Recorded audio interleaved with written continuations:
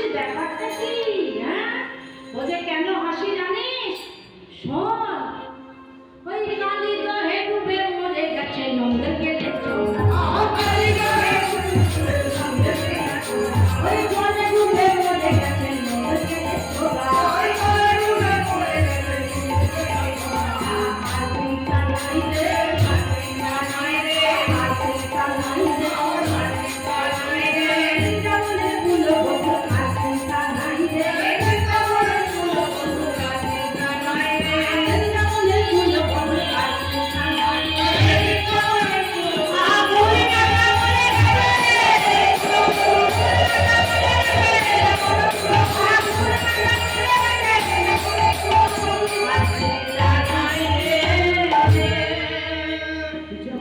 ঘরে ঘরে বলে বেড়াচ্ছে কটিলা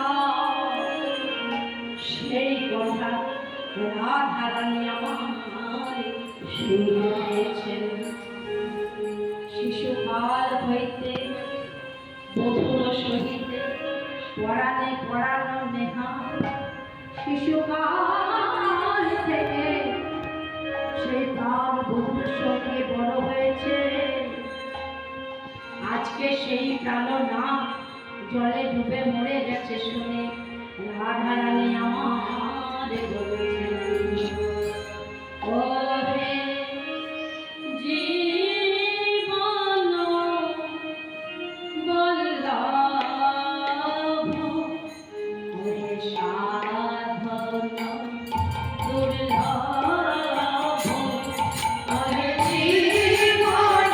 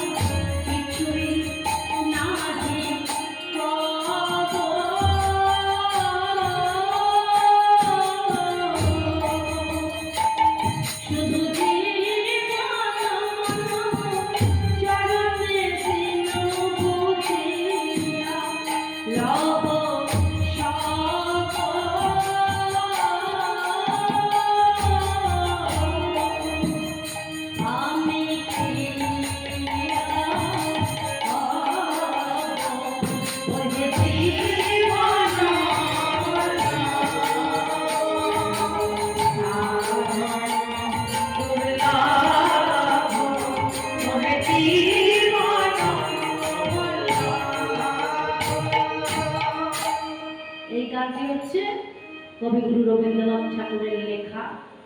তার গান, তার সুর, তার ছন্দ, তার ভাব, এত সুন্দর গানটি তিনি লিখেছেন। আবার আখর যুক্ত গান। দিন চরণ তলে, দিন চরণ তলে সখা ছিল দিন চরণ তলে,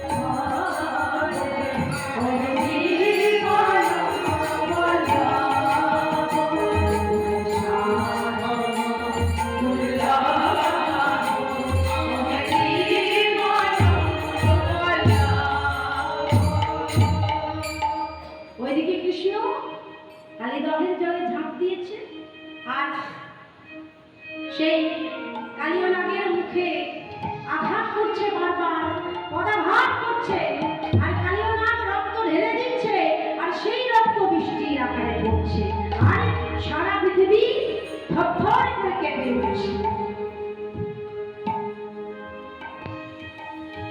এবার মায়েদের দেখছি এবার আস্তে আস্তে মানে 10টা বেজে গেছে নাকি, এখন অনেকটা আছে।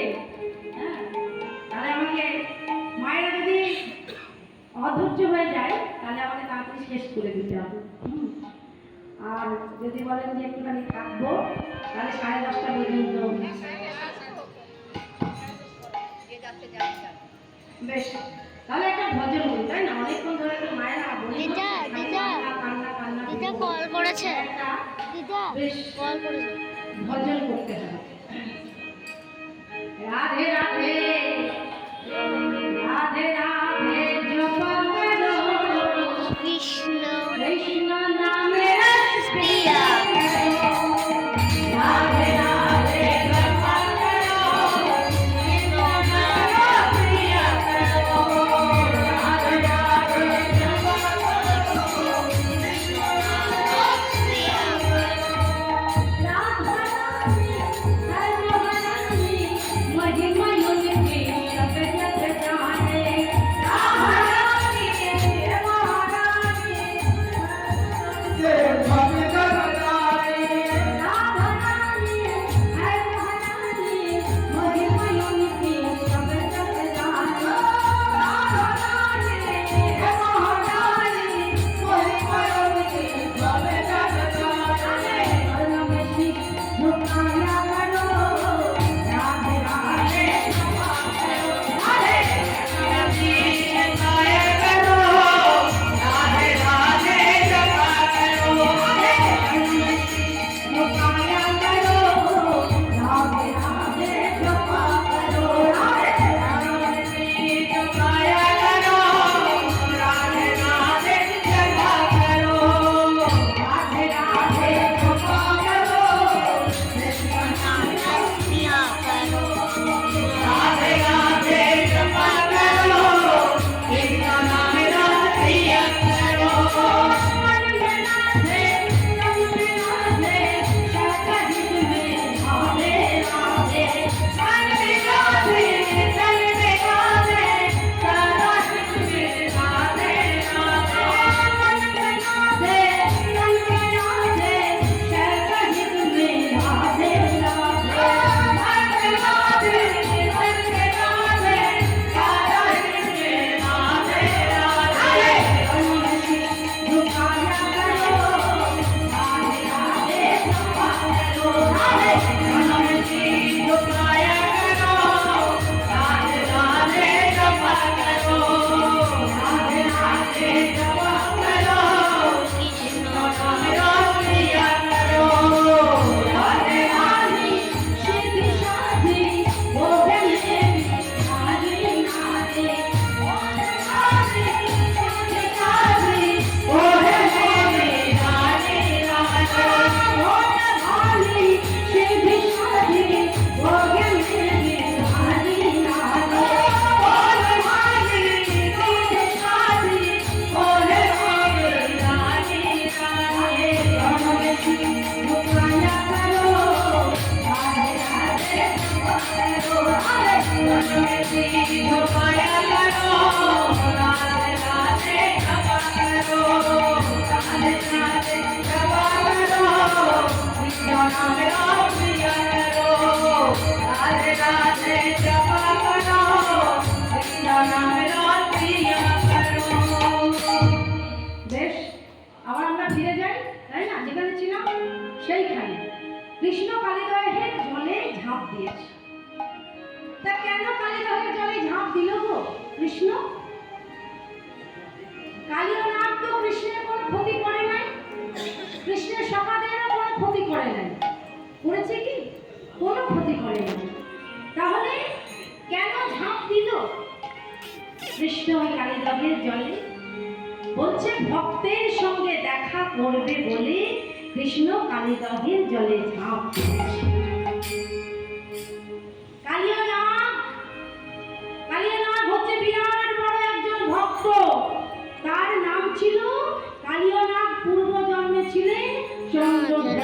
না। জবা করো কৃষ্ণ সেই চন্দ্রধ্বজ রাজা একবার পেটে শুল বেদনা হয়েছিল, খুব পেটের ব্যথা। তো রাজবৈদ্য বলল যে মহারাজ, আপনার কোনো ঔষধে কাজ হবে না, আমি বরং একটা টোটকা বলে দিতে পারি। তো সেই টোটকা যদি আপনি মেনে চলতে পারেন তাহলে আপনার পেটের ব্যথা চিরদিনের মতো সেরে যাবে। বলছে বেশ, কি টোটকা বলো? শুনুন মহারাজ, সেই যে মান সরোবর আছে না, ওই মান সরোবরে আপনি যান, গিয়ে দেখবেন একটা স্বর্ণ হংস কেলি করছে। স্বর্ণ হংস মানে কিন্তু সোনার হাঁস নয়, মানে সোনালি রঙের হাঁস খেলা করছে। তো তাকে মেরে যদি আপনি তার পিত্তটা ভক্ষণ করতে পারেন তাহলে আপনার এই পেটে যন্ত্রণা সারা জীবনের জন্য একেবারে কমে যাবে, জীবনে আর আপনার পেটে যন্ত্রণা হবে না। মহারাজ বললেন বেশ ঠিক আছে, তাই হবে। তো সেই মান সরোবরে এলেন, মান সরোবরে এসে দেখছেন সত্যিই তো তাই, একটা স্বর্ণ হংস মানে সোনালি রঙের হাঁস খেলা করছে। তো রাজা যেই না তীর নিশানা করেছে হাঁসটিকে মারবে, অমনি হাঁসটি বলে উঠল, মহারাজ কে?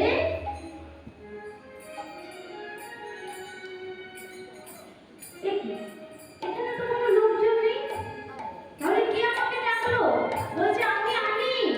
কে বাবা? হাঁস আবার কথা বলতে পারে না কি গো? বলছে হ্যাঁ গো, হ্যাঁ মহারাজ, আপনি কেন এসেছেন আমি জানি। আমাকে মেরে আমার পিত্তটা ভক্ষণ করলে আপনার পেটের ব্যথা সেরে যাবে, তাই তো? সেই জন্য আপনি আমাকে মারতে এসেছেন। ও বাবা, এ বেটা হাঁস আবার সব হাড়ির খবর রাখে গো, হ্যাঁ? বলছে হ্যাঁ আমি সব জানি, আমি হচ্ছি সর্বজ্ঞ, আমি একজন সাধক, এখানে হাঁস রূপে সাধনা করতে এসেছি। ও তা মহারাজ, আমি যদি আপনাকে অন্য কোনো উপায় বলে দিই আপনার পেটে ব্যথা সারা, তাহলে আপনি আমাকে মানবেন না তো? না না, তা কেন মানবেন? আপনি যদি আমাকে বলে দিতে পারেন যে আমার পেটের ব্যথা কিভাবে সারবে, তাহলে খালি খালি আমি তোমায় মারতে যাব কেন? শুনুন মহারাজ, এই যে মান সরোবর দেখছেন, এই মান সরোবরের পূর্ব দিকে চলে যান। পূর্ব দিকে গিয়ে দেখবেন একটা গাছ, সেই গাছের মধ্যে একটা মণি বসে ধ্যান করছে। সেই মণির পা ধোয়া জলটা যদি আপনি ভক্ষণ করতে পারেন তাহলে আপনার পেটে ব্যথা চিরদিনের জন্য সেরে যাবে। রাজা বললেন বেশ তাই হবে। সেই মান সরোবরের পূর্ব দিকে গেলেন, দেখছেন সত্যিই তো একটা মণি ধ্যান করছে বসে বসে। মণি বল, আপনার একটা চরণ একটু বাড়িয়ে দেবেন, আমি একটু চরণ ধোয়ার জল নেব। মণিবর চরণটা বাড়িয়ে দিয়েছি। চরণটা যেই না বাড়িয়ে দিয়েছে, দেখে কি গো, ওই চরণের মধ্যে পুজ রক্ত মাখা দগদগে ভাত। দেখি এই চরণ ধোয়ার জল আমি খাবো কেমন করে? এই যে পুজ রক্ত মাখা ভাত, আচ্ছা অন্য চরণটা তো দেখি সেই চরণটা তো ভালো হতেও পারে। মণিবর, আপনার অন্য চরণটা একটু বাড়িয়ে দেন। অন্য চরণটা যেই বাড়িয়ে দিয়েছে, দেখে কি গো, একটা চরণে তবু পুজ রক্ত মাখা ভাত ছিল, কিন্তু তাতে পোকা ছিল না। এই চরণটাতে আবার পুজ রক্ত মাখা ভাত, তার মধ্যে আবার পোকা কিলবিল। এই বাবা, যুক্তি তো আমি বুঝতে পারছি, কিন্তু ভক্তি তো আসছে না। এই যে পোকা কিলবিল করছে, এই চরণ ধোয়ার জল আমি খাবো কেমন করে? কিন্তু আমি যদি চরণ ধোয়ার জল এখন না নিই তাহলে মুনিবারকে অপমান করা হবে, তাই না? তার থেকে এক কাজ করি, চরণ ধোয়ার জলটা বরং আমি নিয়ে গিয়ে ঘরের মধ্যে ওই ছাদের ওপর তুলে দেবো। রোদের মধ্যে যখন পোকা টোকাগুলো একদম মরে যাবে, তখন জলটা ছেঁকে আমি খেয়ে নেব। এবার মহারাজ সেই চরণ ধোয়া জলটা নিয়ে বাড়িতে এসেছে। বাড়িতে এসে সেই জলটা ছাদের ওপরে রেখেছে। এবার রাজার দুই স্ত্রীগণ তারা ভাবলেন কি যে মহারাজ বোধহয় তাদের জন্য কোনো অমৃত এনে রেখেছে। তারা দেখলেন না যে পাত্রের ভিতরে কি আছে, কিছু দেখলেন না। তারা দুই স্ত্রী মিলে সেই জল পান করে নিয়েছে। যেই না স্ত্রীগণ সেই জল পান করেছে, অমনি অগস্ত্য ঋষি তখন ছুটতে ছুটতে ছুটতে ছুটতে আসছে।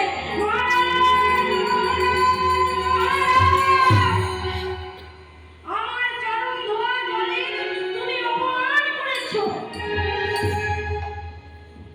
তুমি নিজে না খেয়ে সেই জল রোদের মধ্যে রেখে দিয়েছিলে, যে যাতে রোদে পোকাগুলো মরে যায়, তারপর তুমি সেই জল ভক্ষণ করবে। তাই আমার চরণ ধোয়া জলকে তুমি অপমান করেছো বলে আমি তোমাকে অভিশাপ দিচ্ছি। তুমি সর্বকুলে জন্ম নেবে, যে কুল কোনোদিন সম্মান দিতে জানে না, সেই কুলে তোমার জন্ম হবে। তাই সেই চন্দ্রধ্বজ রাজাই বলে আজকে এই কালীয় নাম। আর তোমার দুই স্ত্রীগণ যে আমার এই চরণ ধোয়া জল পান করেছে, তাদের কাতর প্রার্থনায় কৃষ্ণ তোমার প্রাণ ভিক্ষা দেবে। আর কি তুমি যখন আমার চরণ ধোয়া জল মাথায় করে বহন করে এনেছো, তখন কৃষ্ণ তোমার মাথার উপর নৃত্য করবে। ওই জন্যই বলে কি গো, মহামের কেউ যদি অভিশাপ পায় তাও বড় ভাগ্যের বিষয়। তাই সেই চন্দ্রধ্বজ রাজা হচ্ছেন আজকের এই কালীয় নাগ। তাই কৃষ্ণ যখন কালীয় নাগকে বারবার পরাভব করছেন, ঘুষি মারছেন মুখে, আর কালীয় নাগ কি করছে, বিষ ঢেলে দিচ্ছে মুখে।